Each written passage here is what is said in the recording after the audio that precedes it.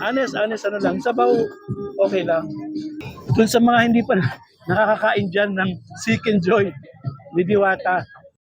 A mí me gusta cuando las mamitas hacen tacata, tacataco, tacataco, cataco, catacataco, tacataco, cataco, catacataco, tacataco, cataco, catacataco, tacataco, cataco. Cuando las mamitas hacen tacata. So guys, for today's video, nandito kami sa parisan ni Diwata, na kung saan curious din kami at makikitikim din kami ng pares niya.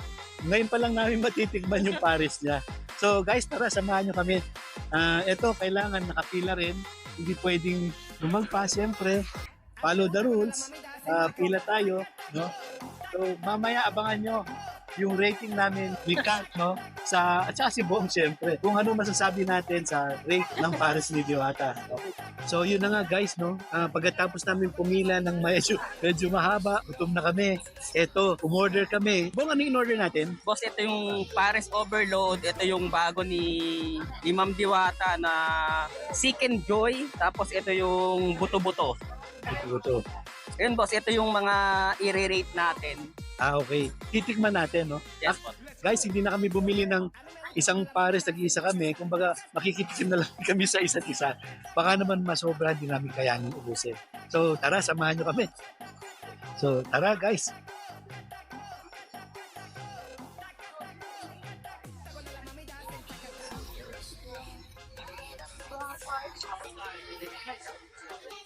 Pwede.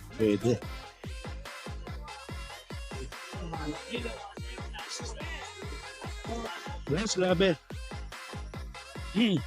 Yung sabaw nitong bulalo nila, sarap.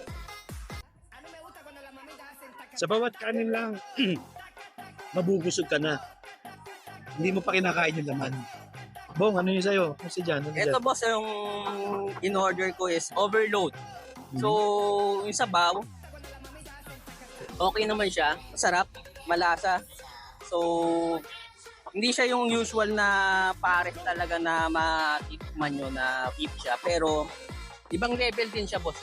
So, parang nagko-complement yung sabaw ng pares dito sa lechon kawali tsaka dito sa chicharon bulaklak. Boss, ito puro kalabang to. Kasi high blood. Uminom ka ba ng maintenance? Pinaghandaan ko to. Pinaghandaan mo. Pwede bang makikin mo? Boss, tikman nyo rin. Para ma-rate nyo rin. Una, tingnan natin yung sabaw. Cuando las mamitas hacen tacata.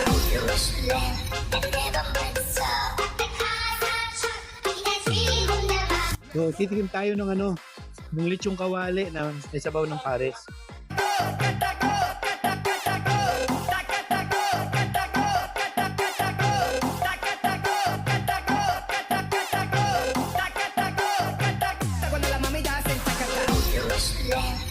Boss, tikim lang. Yung kakim natin, Kat. No? Tanungin natin siya. Parate natin, boss, ito. Oo. Ito yung paparate natin sa kanya, yung Chicken Joy. Sige. Size pa lang. Pang rank 10 na. Tikman natin kung lasa din is 10. Sir, dapat ikaw nagre-rate nito. Paborito mo rin to eh. Ikaw muna syempre. Titikim ako, ka mag-alala. Bahala ka dyan, basta ako. Kakain na ako, gutom na ako. First bite.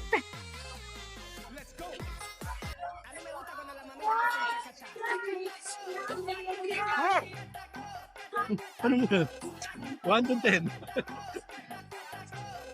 Pwede siya sa 10. Pwede siya sa 10. Kasi crispy siya, sir. Hanggang loob malasa. So, pwede siya sa 10. Pwede bang patikim, Kat? Ay, sure. Sige, sir. Kala mo ha. Ito naman ngayon, tignan natin.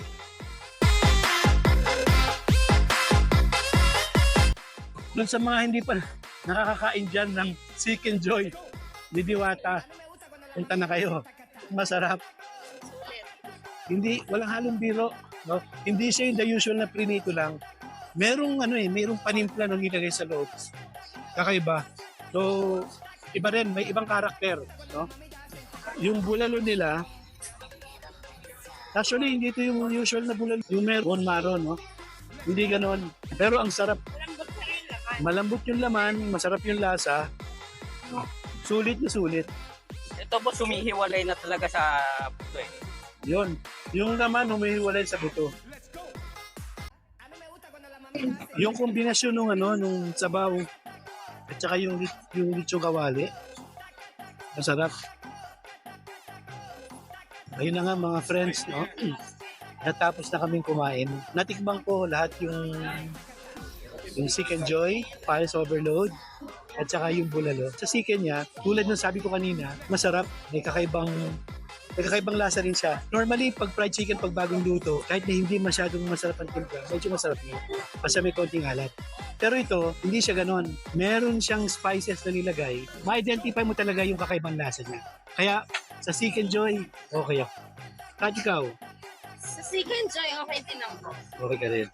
Tama ba? May kakaibang lasa. Kasi hanggang yung loob, sir, yung laman, may lasa. May lasa. Dito naman sa bulalo, buto-buto actually, nung tinikman ko yung sabaw pa lang, malasa na. Tapos nung tinikman ko yung laman, malambot, masarap din. Sabi nga nung kasama namin si Bo, humihiwalay na yung laman sa buto. Kaya super Masarap, lambot. super lambot. Okay. So pagdating naman sa Pares, ako, pagtatanungin nyo, nung tinikman ko yung sabaw, tama lang, nasa 50-50, medyo nasa 60, gano'n. Pero nung tinikman ko na yung kasama niyang laman yung lechong kawali, Kung kawali, na hinalo sa sabaw ng Pares, ako, sarap. Yung 6 ko naging, o yung 5 ko naging 10. So, ganun siya. Lalo na sa presyong sa presyong abot kaya. Ikaw, Kat, ano yung sa Pares? Sa Paris, hindi talaga ako kasi mas mahilig sa Paris eh. Pero, sarap naman siya. Masarap din. Opo. Ngayon, sa mga vlogs natin, nagre-rate tayo 1 to 10. Opo. Anong rate mo? Dito, sir, 8. 8. Bakit 8? May natirang dalawa. Ano, sir eh? Bawal sa akin yan eh. Kahit natawan yung lasa. Masarap naman siya, sir. Kaya lang kasi po, kasi di ba, sir, pag Paris, yung baka talaga sa... Okay. Ito may twist. May twist kasi. Pero kung baka siguro nakasama doon Ayun. 10 tayo. Let tayo. So, Bong, paano mo i-rate? Yung sa Seek and Joy boss, siguro nasa 8. 8. Bakit 8? Hindi 10. Masarap talaga siya kasi yung sabi nga ni Ma'am Kat, hanggang doon sa laman, yung kumbaga yung may pampalasa talaga yung May timpla, no? may timpla talaga Hanggang sa yung loob. chicken. Hanggang sa loob. Hindi lang, kasi not the usual na fried chicken na minsan nasa breadings lang or nasa labas, Nasa labas lang. Nasa labas lang yung lasa. Ito hanggang loob, Meron. malasa talaga. Yun. Oo. Masarap. Recommended ko pa rin naman sa mga pupunta rito. Okay. Ito boss yung sa buto-buto. Buto-buto, bulalo. Ito boss, gaya ng sabi nyo, yung sabaw pa lang ulam na eh. Kaya, tsaka pan kasi ako ng boss, ng mga Bulalo. ng bulalo. May sabaw. Kaya ito, 10 sa akin. 10 sa'yo. Ayun, may 10. Yung sa, naman boss, Pares overload. Pares Overload boss. To kasi medyo may twist siya eh boss. Pero nagko-complement yung sabaw niya doon sa lechon kawali at doon sa rumbulaklak. Oh, So, not the usual Pares no? Pares baka alam natin, di ba? oo, kasi pag Paris, pag tama kayo, but pag sinabing Paris kasi is beef talaga siya. So Oo. ito medyo may twist, parang not the usual. Kasi nga, lechon kawali and Sabaw ng Pares. lechon bulaklak. Pero Oo. sinabawan ng Paris. So parang complementary siya. So sa akin, 10 na rin. 10 na rin. Goods na rin. Dami sinabi rin po. 10 din pala. Pero hindi. In-explain lang kung bakit rin. Ha? Ayun. Ano ba tanong mo? 1 to 10 lang, di ba? 10. So yun guys. Kung kayo nagbabalak pumunta rito sa Paris Overload, dito sa nag-iisang diwata sa Jokno Boulevard, magbaon lang kayo ng mahabang pasensya dahil mahaba ang pila. Tapos pag napunta kayo dito ng ganitong araw, tirigang araw, mainit. Mga viewers, Punta pa rin kayo dito sa sa Diwata Paris Overload dito sa Jokno Boulevard pa rin. So parang ang landmark niya boss is GSIS malapit. yun. Tama ba? GSIS siya ba? Yes boss, katapat lang boss eh. Ayun, baka mamaya nagkakamali tayo, maligaw yung tao. Yun daw, landmark GSIS, malapit lang yun. So yun,